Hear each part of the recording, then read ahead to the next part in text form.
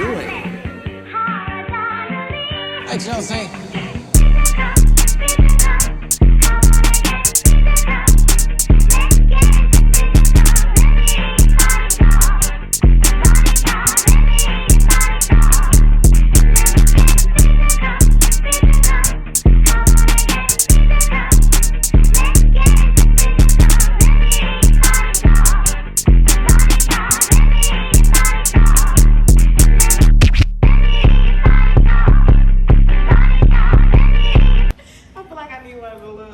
Okay, take 10. Hi everybody, and thank you all for tuning in to Body Talk with Chelz, the natural body Hottie. We are still talking about body confidence and body positivity, and for episode 2, we have the beautiful T. Hey y'all. Would you like to tell everybody about yourself? Absolutely. I am T. I'm originally from Oakland, California, but I live here in Atlanta, Georgia.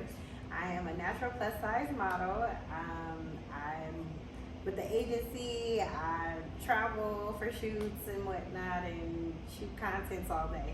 That's pretty much my life. Okay. And how did you get started with your modeling? So basically, a friend of mine in college asked me to come out and help her build her portfolio. She was an up-and-coming photographer. And when she shot me, I was in regular clothes, like boots, leggings, and a long sleeve shirt. My hair was in a ponytail. And she took a shot of me standing in Piedmont Park. And it went viral. It had about like 6 million views and about 2 million likes. And it just took off. But back then, I wasn't used to the attention. Like, I really wasn't on social media like that. I had people hit me from Africa, and like, it was weird. So I kind of like took back. But then a few years ago, I think this was like 2019, my nail tech actually told me about an audition that her friend was having, and she said they were looking for plus size models. She said, "You're pretty, I think you should do it." So I said, okay. So I went there, and I just so happened to be like the only plus size model there. But when I went in to audition, it was the Jamaican artist Spice. She saw me, and her and her team, they like ripped up my application, and they said, "When do you start?" And when they said that, like, basically I got hired on the spot. And since her, big shout out to Spice, my career has taken off. Like, I've worked for pretty much everybody. So that's pretty much where I got my start. What about you?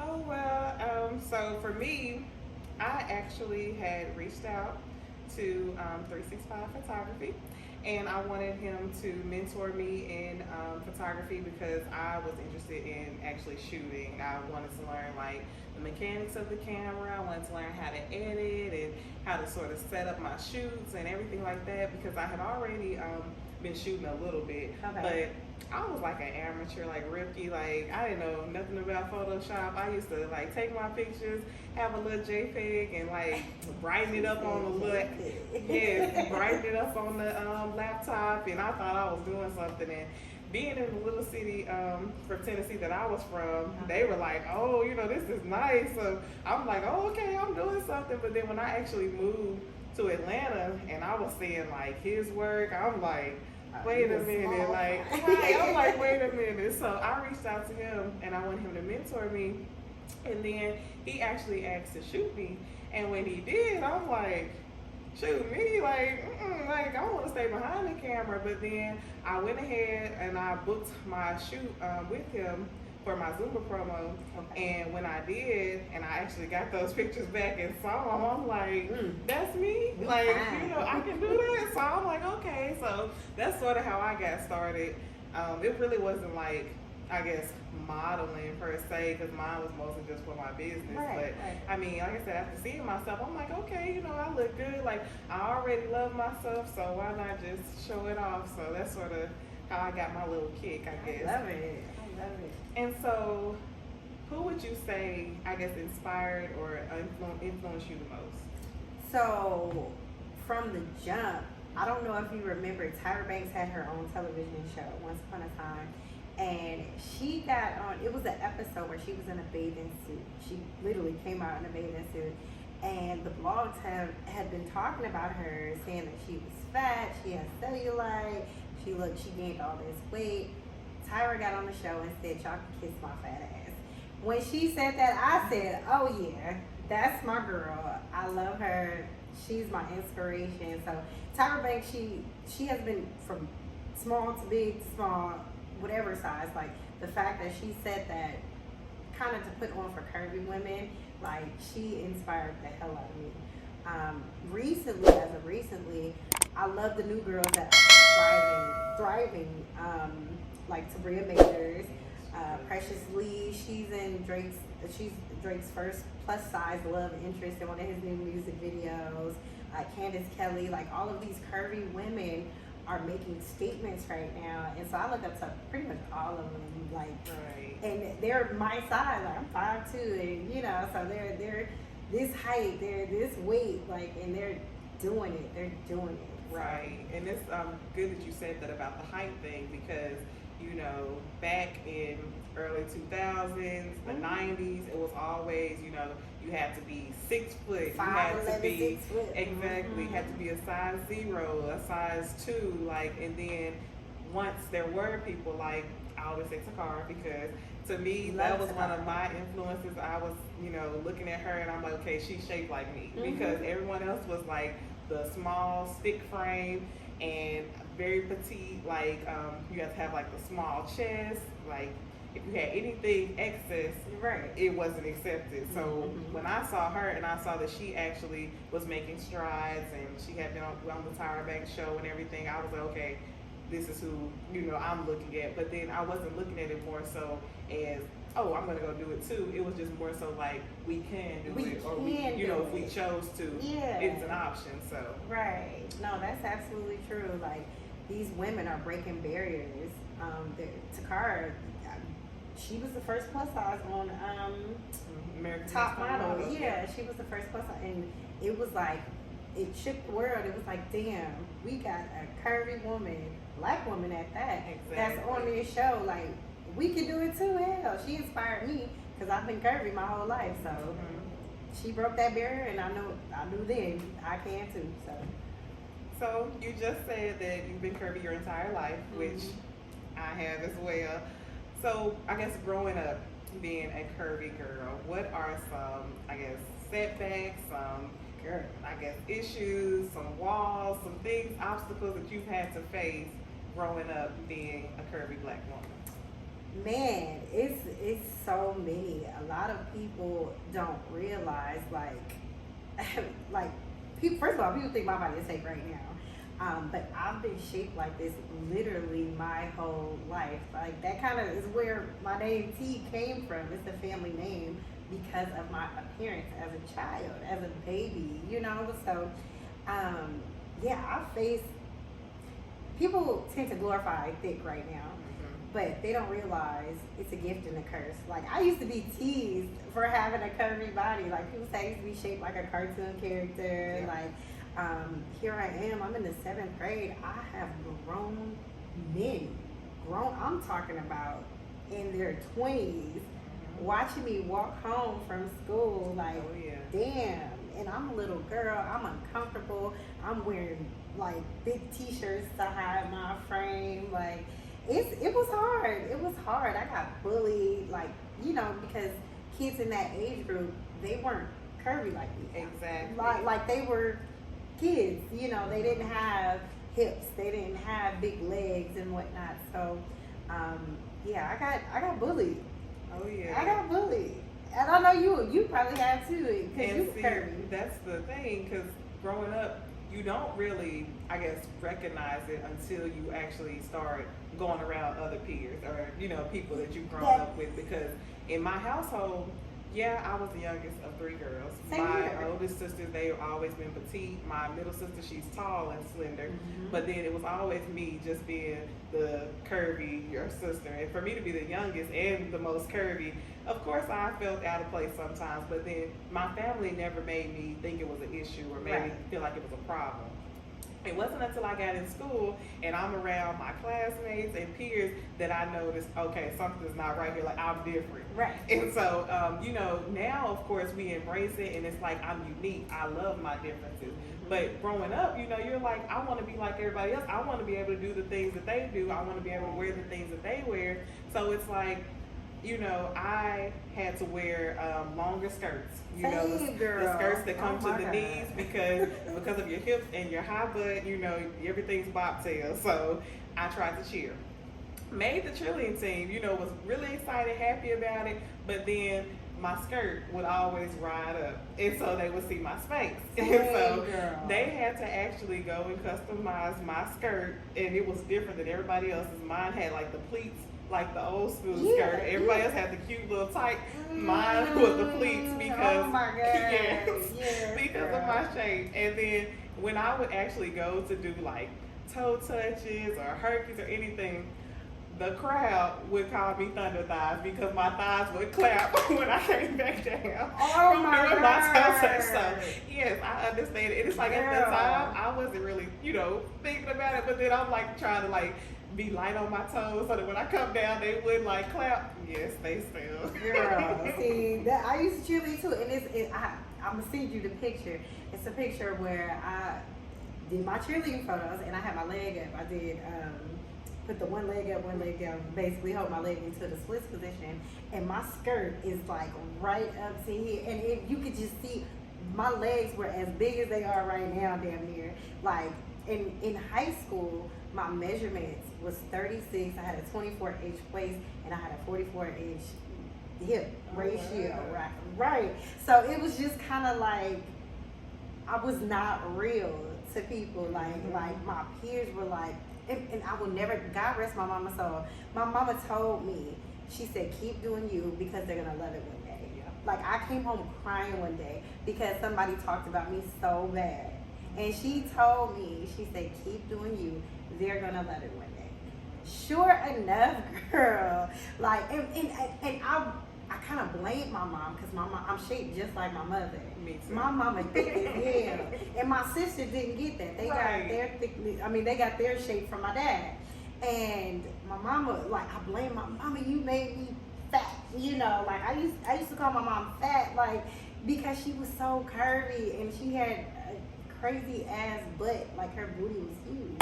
Right. And she always told me every time something happened or every time somebody talks about my weight, every time somebody talks about my size, my shape, I would go home crying, and she said, they gonna love it one day. That's what she always told me. Soon as I became a senior in high school, and it was, even when I was younger, the old men that were hollering at me, I was like, oh, they're creepy old men. Exactly. They're not gonna like me. Like, I want my peers to like me. I don't want grandpa to like me. But as soon as I got I want to say junior, senior year, that's when boys are going through puberty, and they're like, oh, right, she thick. Like, so it just, I don't know. It's like I said, it's a gift and a curse. I've had grown women approach me in my adolescence saying, your body is banging, don't ever change. And I'm like, oh, this is weird. You're an old lady telling me this. Right. But, I wish I would have listened to it back then, of course, to boost my confidence back then. But yeah, growing up, it was a struggle, but. Right. And then you do get, like you said, the few women or men that were creeps. And of course they'll be like, oh, you got the childbearing hips, you got, the shape, oh, you gotta watch her, all this, and they'll say like the little slick stuff. Oh. But then when you go to a place where you're supposed to feel safe or you're supposed to feel like everybody's welcome, like church. Yeah, good. You put something on and it's like you have, I'm not sure, exactly which church you went to, but you have the mothers sometimes, tugging at your dress, or girl, you have the women turning their noses up at you. It's like you have on an appropriate dress for your size or for your shape, but then it's like to them, oh, it's too much, and it's like you can't help the way you shape. You can't help how this dress looks on you, so just like you, I'm the youngest of three, and my parents, my dad is a minister, my grandfather, I grew up in the church. Oh, wow. Yeah, my dad is a minister, my grandfather was a pastor, so I grew up in the church. And people would tell my mom, first of all, youngest of three, so my mom would dress us all alike from adolescence on till about I want to say damn near in our teens. And they would tell my mom that I looked promiscuous. Like, she gotta be having sex. Like, because my hips were wide. Even though I grew up in this church and they see my mom was curvy. Exactly. They see me, I grew up curvy, but it just, I don't know. A lot of church people are judgmental, unfortunately. But yeah, it was just like because I wore the skirt similar to my sister, because my hips was a little bit bigger than hers, or my thighs or my butt was bigger than hers, I was deemed as promiscuous. And it was a lot. It was a lot. And like you said, church is supposed to be your safe space, but it was hard. I even had like the church members, certain church members, like older men as a child. Yeah, like I'm trying not to, but you know where I'm going. I know exactly yeah. where you're going. Yeah, and it was just like, this is not supposed to be like this, and you're a man of God, I'm a woman, what are you doing, So I don't know, like safe places weren't so safe at the time, and being, like I said, being young, you're kind of in your mind, why is this happening? God, why do I look like this? I remember in church, like, God, why did you give me this? Exactly. You have those nights when you're in your room and you're sad about it or upset about, your shape. But then now when you're older, it's like, okay, we're embracing it. Mm-hmm. You know what I mean? Because it's like, we have this shape, it's not going anywhere. This is who we are. We're here. But then, as children, you're oblivious to it. You have your blinders on. You're not really even paying attention to the fact that, I have a shape. It's just more so I'm not treated like everybody else. I'm looked at, it's different. So bringing up what you just talked about with the men, do you feel like because you are a curvier woman, or because you developed earlier than, most females, that you are objectified or sexualized more than a petite young lady? That is a really good question. I don't want to say more, but this is a fetish, like having women with big butts are a fetish to me. But in the same breath, I can say a woman with a slim body, or some people call it like a boy body, like they're fetishes to men as well. But I think that thick women are, like I said, I hate this because I feel like I'm scorned, because it always goes back to the lady called me promiscuous at church. Like, I think that when people see us, it is sexual, right? Even at work, even out at play, people see a big butt, and it's just like in human nature to point, to stare. I went to Rome, and these kids were slapping me on my butt, didn't speak a lick of English. They came smacking me on their butt, and I'm telling the parents, like, get your kids before I hit them back. Like, and then they're laughing about it. They're like, yeah, it looks good. Like, you got a fat ass. Like, it's weird. Yeah, to answer your question. You? Oh, I mean, I feel like, because of the curves, I guess, it is an infatuation. A lot of people, they're not used to it, I'll say. And yes, of course, now you have the people going in getting enhancements, and getting alterations and everything to have it. But for you to be a naturally curvy woman, it's a fantasy a lot of people have. And then, you think back to the motherland, Africa. A lot of people went and, to go and find women shaped this way because... What was the lady's name that was on display? Sarah. Yes. And that's how I felt. I felt like I was period in life. Like, I felt like a circus act, because, and I know you can attest to it, your body is not, it's normal to us. Exactly. But to everybody else, it's unheard. Before this BBL craze, before these injections, all this stupid stuff, when people would see you white, I don't care if they're white, black, old, young, purple, blue, or pink. When they see you, they're like, wow. Whether it's a good wow or a bad wow, you're something that they have not seen before. Exactly. You're not the normal. Even the average size woman now, the average size woman is a size 16. They're not shaped like you and I, you know. So, yeah, it's something that we do to people. It something in their mind. That's why people want to look like us. That's why they're getting these BBLs and injections. People are, they have no choice but to look at you like whether it's a good damn or a bad damn. Like it's like, damn, Right. look at her. So, yeah. Okay, so we're gonna go ahead and get into that topic. Let's go. So, how do you feel? What is your opinion on the BBL community or the BBL surgery trend that's going on now? So I'm all, especially for women, I am a huge advocate for women and their bodies or whatnot. I'm all for women getting ahead. Like if you want a 30-inch weave, if that makes you feel good, girl, feel good. Do that.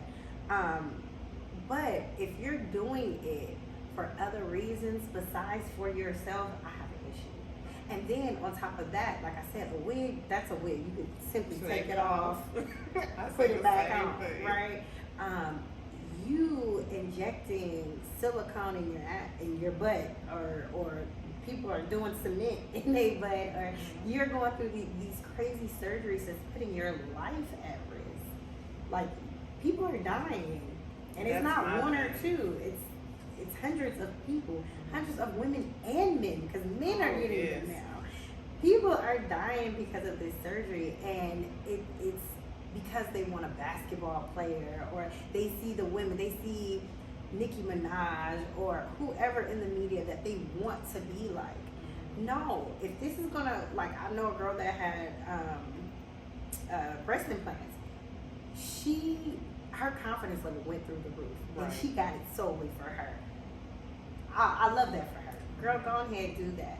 I know someone that got a whole full BBL and did it because this was verbatim what they said. I want a ball player. That's what they said. Mm-hmm. So now I have a problem with that.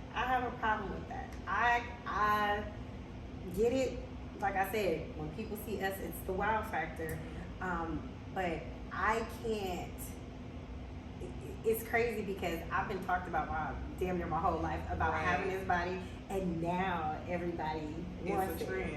Yeah, and that's what gets me too. Yeah, because I worked in healthcare, and I actually was at a cosmetic surgery practice, and so when I was there, one of the ladies was going in for her augmentation, and so she was talking to the doctor. I guess this was like maybe her third visit because they were familiar with each other. Mm-hmm. I'd never seen her before a day in my life, and so when I went, to assist the doctor with his computer system, she actually told the doctor, I want my body like hers. And she said it just like that. And so I was sitting there looking, and I'm like, crazy. Oh wow, like you I'm like, wow, okay. I'm like, that's kind of weird, but okay. This is what I'm saying. People see you, like, regardless, you get that attention. Mm-hmm. People are drawn to, first of all, you're gorgeous, and then they see your body, and it's just like, I've never seen that.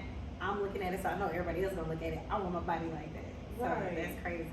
But now, you tell me what you think. Hasn't it become like, it's like addictive now. Like everybody has to have some type of something. Like, and it's like, for what? Like, exactly, because it's like, yes, there were people that had work done. Because I know one of the people that they always used to bring up was J-Lo. Mm-hmm. They were like, oh, J-Lo's booty, this, and that. Yeah. Beyonce, they said all the time, oh, bootylicious, this and that. That was considered a big butt for that time. Then they would have like the Buffy the Bodies, and so then it's like it was getting a little bit larger, but it's like, okay, it wasn't outrageous for the time. Right. But then it's like you start getting, like you said, the Nicki Minaj's, and people seeing Kim Kardashian. I think she the one that broke it. Mm-hmm. I was gonna ask you that. Yeah. Do you think Kim Kardashian was the one that kind of like went overboard with it? Everybody just pushed it, Was she the one that cut the string on saying like, hey, ooh, I want my body like him? we could say that, but then Okay. we would have to think about like Pamela Anderson and all these other people that had everything. Even That's Dolly true. Parton with her chest. That's I true. mean, You are like, absolutely there right. are so many people, but it's like it wasn't a trend then because Mhm. even then they were looked at as different because they were getting surgery. But then Right. now, like you said, it's everybody. You And can't go a block without seeing somebody with some type of enhancement. And they even call it now a natural BBL. And it's like, how is it natural? So, on the topic of naturalness, because I know you emphasized it earlier, Mhm. I'm very big and passionate on, yes, natural bodies. Do you feel like fat transfers because they're moving fat from one location to the next and putting it in different places? And do you feel like that's natural? Because I was told that it's their fat and they didn't get anything added. So, No, I'm just gonna flat out. I disagree. I actually had a full-fledged argument with a friend of mine about that because she had the fat transfer. She took the fat out of her stomach and then put it in her hips and into her thighs and buttocks or whatnot. And I said, that's not natural. You had surgery. You didn't do this naturally. You had somebody help you, and you altered your body basically.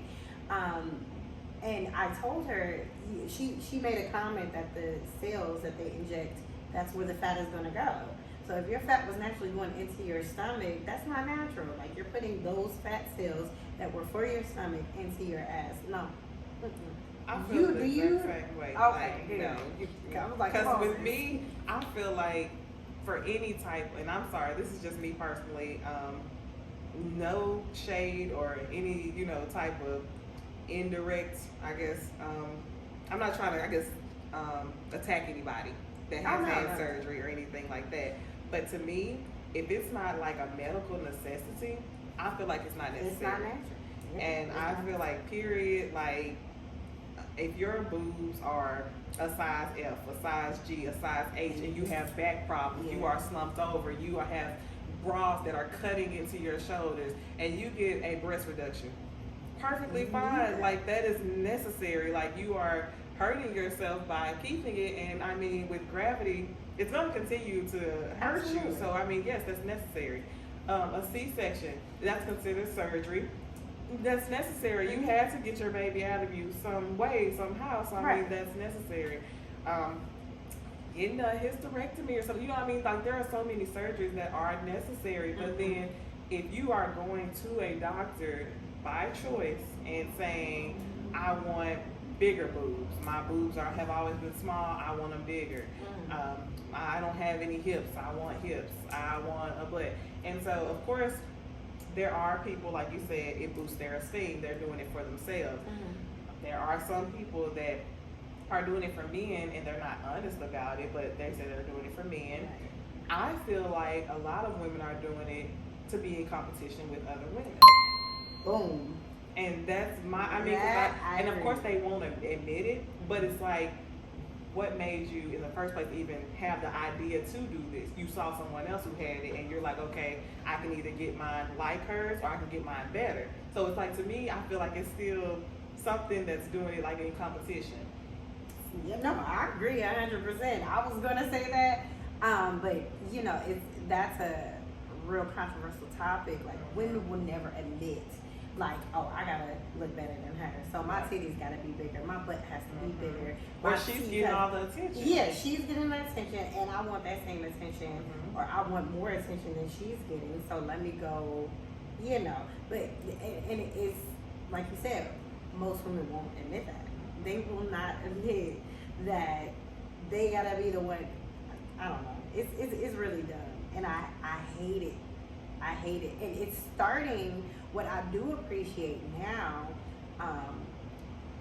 because these surgeries are killing so many women, people are getting tired of it. Like, I think K. Michelle got some stuff removed. Kim Kardashian got hers removed. Black China, oh my God, she has literally. She's 360, like, girl. Because normally I would say a 180, but she went all the way back. She went all the way back. Right, so she did the 360. Yeah, she is taking this stuff out, and she said, she even said it it wasn't her. She was like, everybody's so obsessed with this Black China character. Like, she created this person for that attention, for everybody to like, and she wants to go back. Her name is Angela. Exactly. She wanted to go back to who she really was. Exactly. Angela. And she was gorgeous before all of those enhancements. She had cheek fillers, butt, lips, all of this stuff. And I've seen young pictures of her, and she was a really cute girl. Cute girl. And that's how majority of the, celebrities or influencers, how they were when you see previous pictures of them, and then they get so much work done. And I know a lot of it is mental. Of course, we all have insecurities. We talked about some of ours, and it's like you see yourself, and of course, we're looking at her and we're saying, oh, she's gorgeous, she's beautiful just the way she is. But then she may look at something and say, oh, this isn't, considered beautiful. My face isn't, I guess, desirable. So I want to make my lips bigger. I want to make my nose smaller. I want higher cheekbones. I want my eyes tighter. So then it starts getting into that body dysmorphia, because it's like you're starting to see so many things that are wrong that you're trying to go and fix everything that you see. Everything. Yeah. And then that's when people start going and getting multiple rounds of lipo, multiple rounds of, all this, I guess, surgery, and then they're going and trying to find the cheapest doctor, and then that's where we're having these issues of people having to get blood transfusions and, dying on the tables and all that. And it's like, why even put yourself through all that? Like, the human body can only take so much. So much. Because doctors will even tell you that with, medical necessary surgeries, because they will say, I have to put you on anesthesia. When you're going under, there's no telling if you're going to wake up anyways coming back from that. So they're like, I want you to sign this consent, because if something happens to you, I don't want to be liable. But it's like they are doing it because it's necessary. But then with a lot of these people who are going and getting all these BBLs and tummy tucks and lipo and all this, they have a BMI or a weight that they want you to be at before they even perform these surgeries. Absolutely. And then a lot of people will go to another doctor and say, well, he said I don't have to be this. They're doing it for a reason. So it's like everybody's trying to take shortcuts. And I feel like all of it is like that microwave effect. They want it done quick and fast, and they don't want to wait, on the process of seeing like the gym or, even like just slowly doing things like eating in moderation, taking things out of your diet, detox and things like that. They don't want to wait for just go walking. Walking is like a really good, easy exercise, So, but people are not, like you said, they want that microwave effect. Like, they want it right now. Like, I saw her yesterday and she had a great body. I want that body now. Exactly. So they're spending all this money. They're putting themselves at risk, and it's sad. It's sad. And the crazy thing, I know you brought up that women are doing to compete with other women, and I also say women are doing it for the attention of men. Do you even think men like these BBLs or these enhancements, or what do you think? I want your opinion on that. Well, honestly, I have been told no. I know a lot of them don't like the scarring. They say it's not attractive. Of course, you can go to a photographer, because I know we talked about 365 earlier. He is amazing. He can Photoshop and put you on the moon if you want to be on the moon. Like, he can remove your cellulite to make it look like you never had a stretch mark, a scar, a tear, a blemish. Like, he can make you look so perfect in these photos. But then when someone sees you in reality, it's like you have those scars. It may be hard, like it may look soft in the photos, but then it may be hard, especially if you're doing like the cement or the silicone, and then it could be a dent, or it could be not even, and so everything could be disproportionate. But then when they see these photos online, or see these models or influencers online, they're like, oh, I want to look like her because she's perfect. In all actuality, you don't know how she looks, So, exactly. And then it's like when they do see these videos of them, they're even putting filters on videos now. Yeah. Like, you can cinch your waist in a video filter. I've seen it. Like, a filter can cinch your waist.